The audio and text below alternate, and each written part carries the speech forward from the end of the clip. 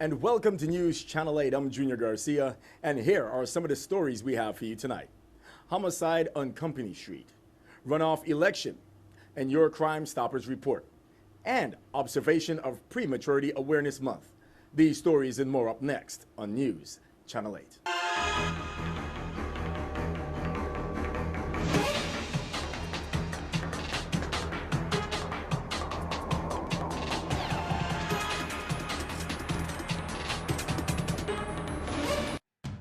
I Trade Earth brings you News Channel 8, a Puerto Rico and Virgin Islands-based approach to economic development and the global marketplace, one small business at a time. Call 866-396-8278 for more information or a look at us on AsSeenOnChannel8.com for I Trade Earth. This just in, detectives on St. John are investigating a homicide that occurred on the east end of St. John. Police were dispatched to a residence at about 9:15 a.m. on November 18th and found a 55-year-old male victim unresponsive inside his home. Police said an employee of the victim called 911 and alerted police to the situation. Major crime detectives are actively investigating this case. Detectives are not releasing the victim's name at this time, pending notification of the next of kin. While on St. Croix, a 54-year-old Hispanic man was killed Monday on Company Street in Christiansted, according to the VI Police Department. It was the 15th homicide on St. Croix since the start of the year. This case is being actively investigated by detectives who said they will release the victim's name when the next of kin have been properly advised.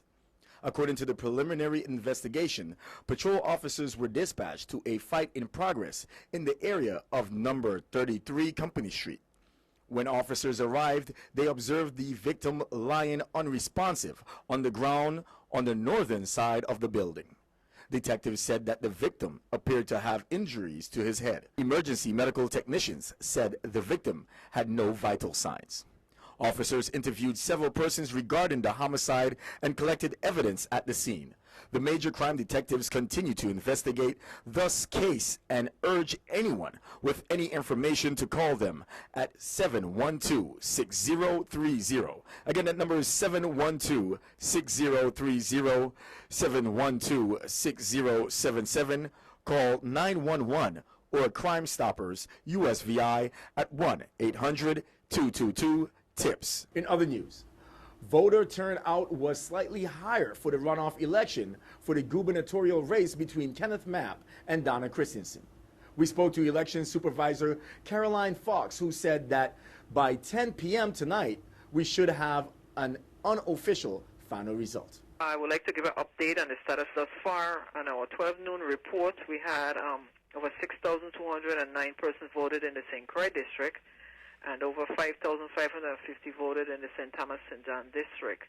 And in comparison to the general election, it's pretty comparable. Right now we may be at a 24-25% of voter turnout. We expect the afternoon to pick up, the afternoon, the 5 o'clock to 7 o'clock peak times again. And we're encouraging all the voters to go out and vote, because your vote is your voice, and your voice is your vote. It's important to vote. The polls are open until 7 p.m., so again, we're encouraging the voters to go out and vote. Our website is www.vivote.gov, and we're projecting, again, within the hour, once the polls are closed and the jump drives get into the election system office, the board should have some results. So, again, we're looking at hour and a half the most. Again, we have polling places east and west, and we're assuring by 10 o'clock we should have our, unofficial final results. So we're looking at that. Meanwhile, the University of the Virgin Islands Board of Trustees on Monday approved materials to be submitted for accreditation of the proposed UVI School of Medicine. The action was taken at a special meeting of the UVI board. Monday's resolution approved materials and agreements to be submitted by the Liaison Committee for Medical Education for the accreditation process. The LCME is recognized by the U.S. Department of Education as the authority for the accreditation of medical education programs leading to Doctor of Medicine degrees. According to a news release from UVI, the Board of Trustees approved for submission to the LCME following the School of Medicine documents. UVI School of Medicine Introduction and Overview, Bylaws, Diversity Policy, and Operating Policies and Procedures. Affiliation agreements with the following institutions were also approved for submission by the LCME. University of Central Florida, Curriculum, Assessment Tools, Faculty Development, Licensure, and Payment Schedule.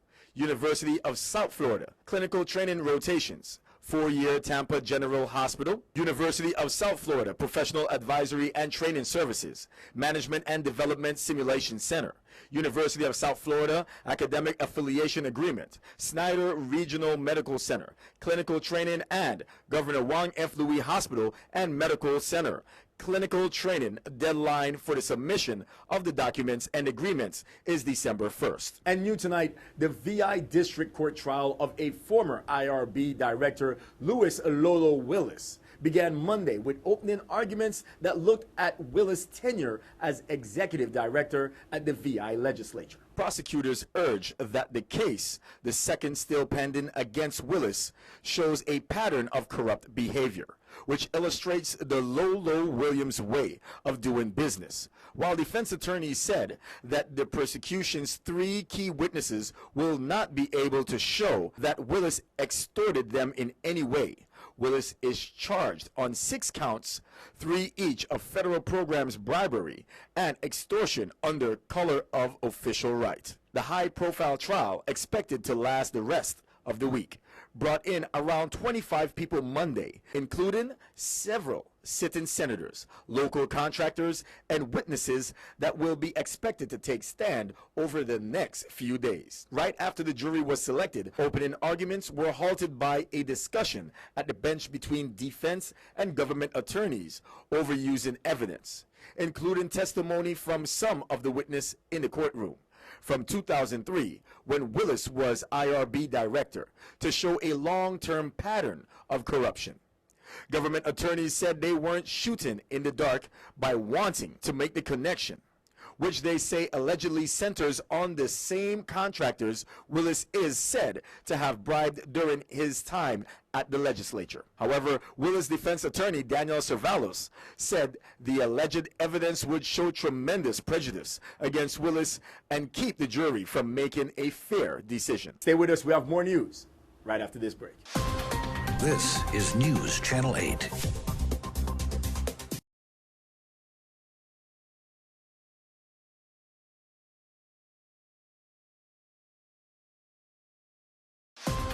This is News Channel 8. And welcome back to News Channel 8. Now here is Essie Gaston Edwards with this week's Crime Stoppers report.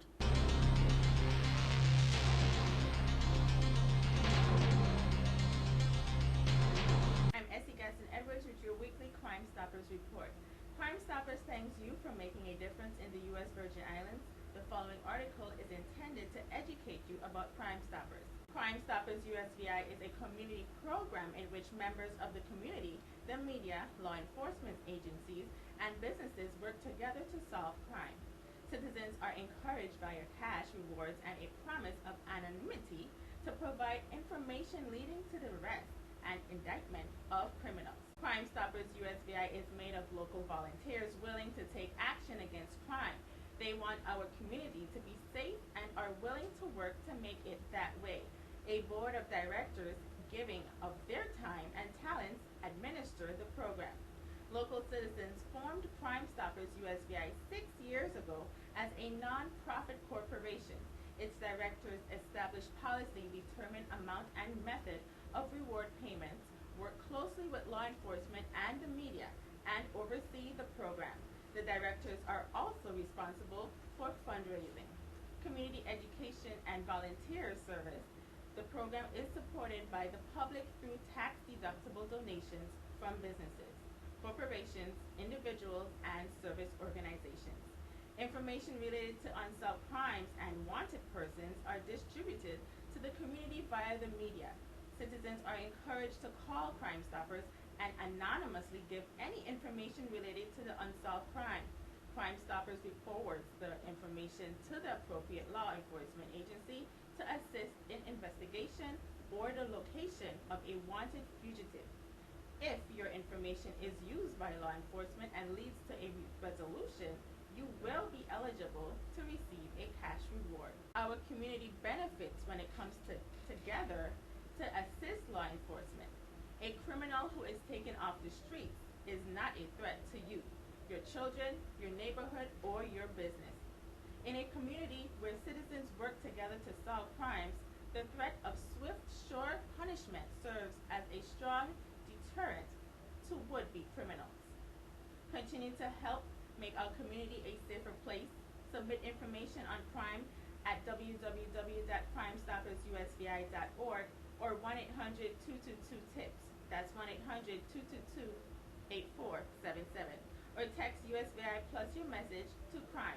That's 274637. And I'm Essie Gaston Edwards with your weekly Crime Stoppers report.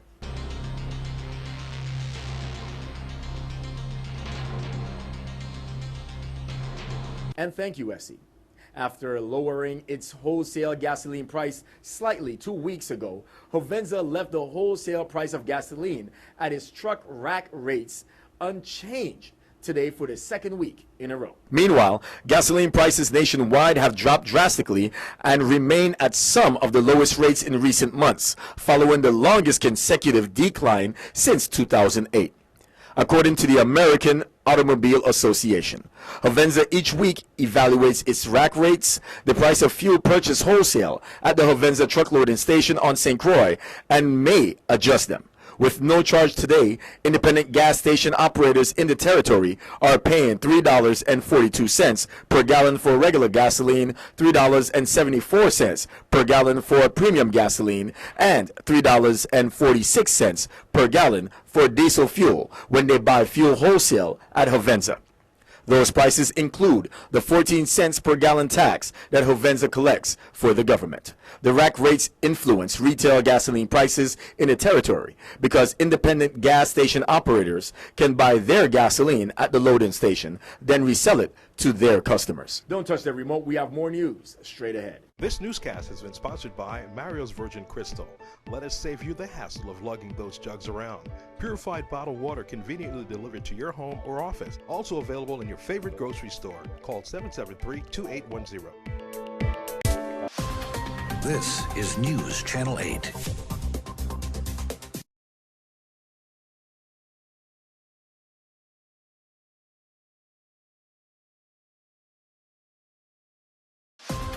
This is News Channel 8.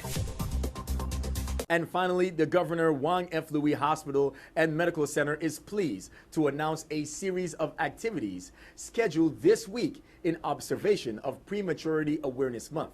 Beginning Monday, Wang Louis Hospital will host presentations, tour, as well as a game and fun day parade and family reunion. On Monday evening at 6 p.m., the Governor Wang F. Louis Hospital and Medical Center was lit in purple light in observation of Worldwide Prematurity Awareness Day, November 17th.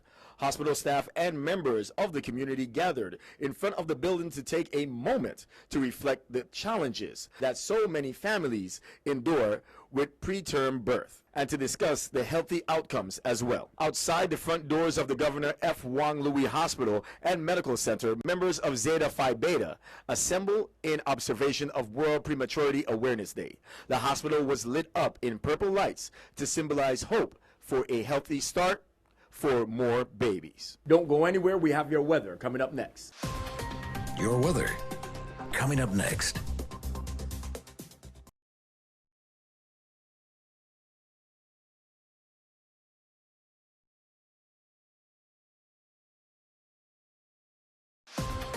Your weather.